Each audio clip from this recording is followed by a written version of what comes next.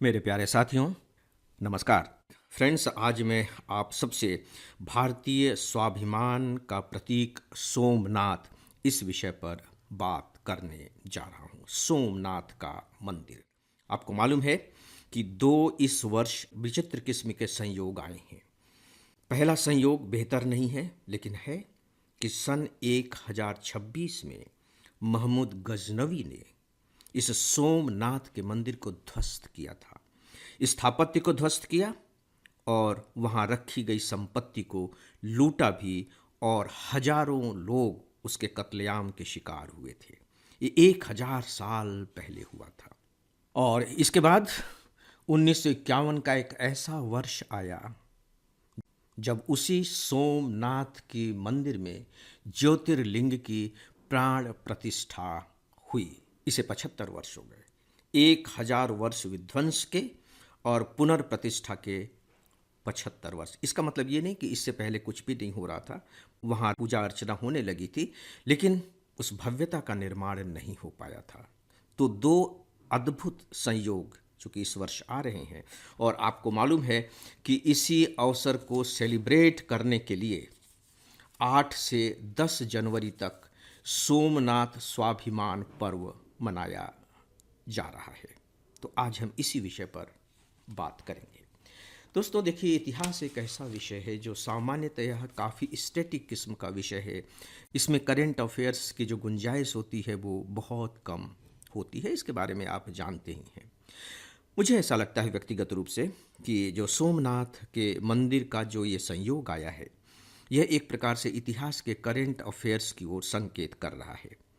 इस लिहाज से मैं कहना चाहूँगा कि जो सोमनाथ का जो मंदिर है, यह अपने आप में इस वर्ष के प्री एग्जामिनेशन के लिए एक बहुत इम्पॉर्टेंट टॉपिक हो गया है।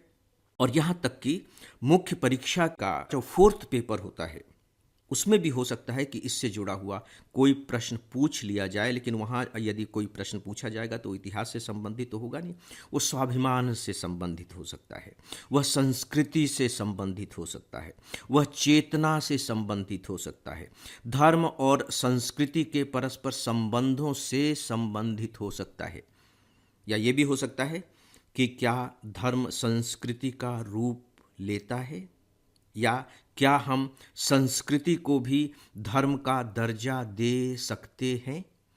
अभी जो मैंने दो प्रश्न आपके सामने रखे हैं, इसे आप होमवर्क मान करके चलें। प्लीज़ इन पर आप थोड़ा सा विचार करें, इससे आपका दिमाग खुलेगा। फ्रेंड्स, आपके लिए एक उपयोगी सूचना। हमारा फुल ऑनलाइन कोर्स है जिससे ऑप्शनल सब्जेक्ट को छोड़कर हम प्री मेंस और इंटरव्यू तक की पूरी तैयारी कराते हैं। इसके सभी 1000 घंटे के लेक्चर्स वेल एडिटेड और एनिमेटेड हैं।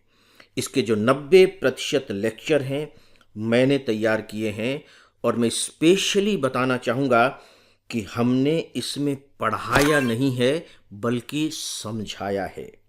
आपको इसकी पूरी जानकारी हमारे मोबाइल ऐप और हमारी वेबसाइट पर मिल जाएगी। तो दोस्तों, आइए सोमनाथ मंदिर पर कुछ इस एंगल से बात करते हैं जो परीक्षा की दृष्टि से आपकी मदद कर सके। आपको मालूम है कि जो सोमनाथ का मंदिर है गुजरात के सौराष्ट्र क्षेत्र में है, और इसका भी जो जिला है वो गिर सोमनाथ है। प्रभास पाटन में है, ये वेरावल प्रभास पाटन में है। और यहाँ जो ज्योतिर्लिंग है, हमारे 12 ज्योतिर्लिंग हैं, और जब हमारे ग्रंथों में उन 12 ज्योतिर्लिंगों के बारे में बात की गई है तो उसमें जो पहला नाम जिस ज्योतिर्लिंग का है वह सोमनाथ के ज्योतिर्लिंग का है। ज्योतिर्लिंग यानी कि भगवान शिव। ऋग्वेद तक में सोमनाथ के मंदिर की चर्चा है, ऋग्वेद में मिलता है। आप कल्पना करके देखिए कि ये मंदिर कितना पुराना रहा होगा। हालांकि ऐतिहासिक प्रमाण थोड़े से अलग तरीके के मिलते हैं, लेकिन वहाँ कोई न कोई मंदिर नुमा आकृति जरूर रही होगी जिसे बाद में अलग अलग शासकों ने बनवाया। ये जो मंदिर है ये मूलतः चालुक्य शैली में बनाया गया, ये आप ध्यान रखिएगा। प्री एग्जामिनेशन की दृष्टि से यह मुझे बहुत महत्वपूर्ण मालूम पड़ रहा है। चालुक्य शैली का यह मंदिर है। यदि आप कृष्ण में थोड़ी सी भी रुचि रखते हैं तो आपको शायद मालूम होगा कि कृष्ण ने जो अपनी देह त्यागी थी वह इसी क्षेत्र में त्यागी थी। सोमनाथ के मंदिर से थोड़ी ही दूरी पर वह स्थान आज भी मौजूद है। वहाँ एक मंदिर भी बना हुआ है। वहाँ हम लोगों को वहाँ जाने का सौभाग्य मिला है। मैं दो बार, एक बार तो राष्ट्रपति शंकर दयाल शर्मा जी के साथ गया था और एक बार फिर सपरिवार सोमनाथ मंदिर और उस पूरे के पूरे क्षेत्र में हम लोग गए थे। दोस्तों, मंदिर के पास ही एक स्तंभ है जिसे वाण स्तंभ कहा जाता है और उस स्तंभ में एक तीर बना हुआ है और तीर संकेत जिस ओर करता है, ये कहा जाता है कि यदि उस तीर के बिल्कुल सीधे सीधे रास्ते पर चला जाए तो आप दक्षिण ध्रुव तक पहुंच जाएंगे और जो पूरा का पूरा जो रास्ता होगा उसके बीच में जमीन का, पृथ्वी का कोई भी भूभाग नहीं मिलेगा, आपको छोटा सा भी टुकड़ा नहीं मिलेगा। सोच करके देखिए कि उस समय के लोगों ने क्या कमाल किया होगा और कैसे यह कमाल किया होगा। दोस्तों, इतिहास की थोड़ी सी बातें, जैसा कि मैंने कहा कि 1026 में जो मोहम्मद गजनवी थे उन्होंने पहली बार इसे इतनी बुरी तरह से नष्ट किया। आप यूं कह लीजिए कि मंदिर का पूरी तरह से विध्वंस कर दिया। ऐसा उसने कैसे किया, क्यों किया? कहा जाता है कि जो अरब यात्री अल-बरूनी थे, ये भी एग्जामिनेशन की दृष्टि से महत्वपूर्ण, अरब यात्री अल-बरूनी थे, अक्सर आप पढ़ते होंगे इतिहास में इनके बारे में। अल-बरूनी ने अपनी यात्रा वृतांत में सोमनाथ के मंदिर की चर्चा की थी। सोमनाथ का मंदिर बहुत ही वैभवशाली मंदिर था, आलीशान तो था ही।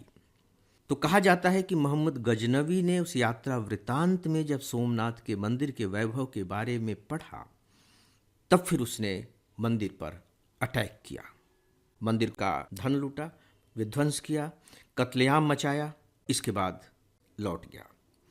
लेकिन बात यहीं खत्म नहीं हुई। इसके बाद 1297 में अलाउद्दीन खिलजी ने फिर से उस पर अटैक किया। यानी कि सोमनाथ के मंदिर का वैभव समाप्त नहीं हुआ था इसके बावजूद, जबकि मोहम्मद गजनवी उसे लूट चुका था। बात यहां भी खत्म नहीं हुई। 1706 में औरंगजेब ने फिर उस पर अटैक किया और इन सबको सोमनाथ का मंदिर बर्दाश्त करता रहा और बर्दाश्त करने के बाद आज भी सोमनाथ का मंदिर हमारे सामने मौजूद है। भले ही वो एक नए स्वरूप में मौजूद है, लेकिन है तो। दोस्तों, इसीलिए जो ये कहा जा रहा है कि ये हमारे भारतीय स्वाभिमान का प्रतीक है, ये आपको कहीं से जरा सा भी संदेहास्पद मालूम नहीं पड़ना चाहिए। मैं आप लोगों को याद दिलाना चाहूँगा कि कुछ दिनों पहले हमारे प्रधानमंत्री जी ने सोमनाथ के मंदिर के इसी एंगल को लेकर के बहुत ही खूबसूरत लेख लिखा है और वो लगभग सभी अखबारों में प्रकाशित हुआ है वह लेख। और हम लोगों का जो प्रेस क्लिपिंग का सेक्शन होता है उसमें मैंने ये लेख अवेलेबल भी कराया है। प्लीज़ आप उसे अपने पास रखें और उसे ज़रूर पढ़ें मुख्य परीक्षा की दृष्टि से, और उसमें आपको प्री एग्जामिनेशन की दृष्टि से भी कुछ तथ्य मिलेंगे। एग्जामिनेशन की दृष्टि से ये टॉपिक मुझे इसलिए भी मालूम पड़ रहा है क्योंकि 2 दिन पहले टीवी पर बहुत डिटेल में सोमनाथ के मंदिर के बारे में जानकारी दी गई थी। वो एक ऑफिशियल मीडिया है और यदि वो सोमनाथ के मंदिर के बारे में इतनी विस्तार से जानकारियां दे रहे हैं तो इसका मतलब है कि राष्ट्रीय दृष्टि से यह टॉपिक अपने आप में बहुत इम्पॉर्टेंट टॉपिक है। देखिए, स्वाभिमान क्या होता है? स्वाभिमान का संबंध चेतना से है, स्वाभिमान का संबंध संस्कृति से है। धर्म को किनारे कर दीजिए, धर्म भी हमारी चेतना का ही निर्माण करता है, धर्म हमारी संस्कृति का निर्माण करता है और दुनिया का कोई देश ऐसा नहीं है जो धर्म पर आधारित चेतना को जी नहीं रहे हों। दुनिया का कोई भी ऐसा देश नहीं, चाहे वो अपने को कितना भी बड़ा सेकुलर कर ले। सेकुलर का मतलब धर्म रहित हो जाना नहीं है। सेकुलर का मतलब है सभी धर्मों के प्रति समान दृष्टि रखना, और ये तो हमारी विरासत रही है। हमारी संस्कृति, हमारे धर्म उन सब का प्राण रही है। सभी धर्मों के प्रति समान भावना। आनो भद्रा कृतवो यंतु विश्वतर, विश्व का ज्ञान चारों ओर से आने दो, ये भारत ने कहा है। वसुधैव कुटुंबकम, ये भारत ने कहा है। तो ये कोई नई बात नहीं है। तो दोस्तों, ये तो हमारी अपनी परंपरा रही है और सच पूछे तो उस परंपरा की ही ये ताकत है कि आज भी सोमनाथ का मंदिर पूरे गर्व के साथ खड़ा है और इस बात पर भारत के एक एक नागरिक को गर्व होना चाहिए। दोस्तों, मेरी इन बातों पर आप थोड़ा सा विचार करें। मैंने केवल विचार करने के लिए आप सबके सामने कुछ बिंदु रखे हैं और मुझे विश्वास है कि जब आप इस पर विचार करेंगे तो इसे आप और भी समृद्ध बनाएंगे। फ्रेंड्स, इस विषय पर बस इतना ही। इसी के साथ ही आज के इस डेली ऑडियो लेक्चर को अब यहीं समाप्त करता हूँ। नमस्कार।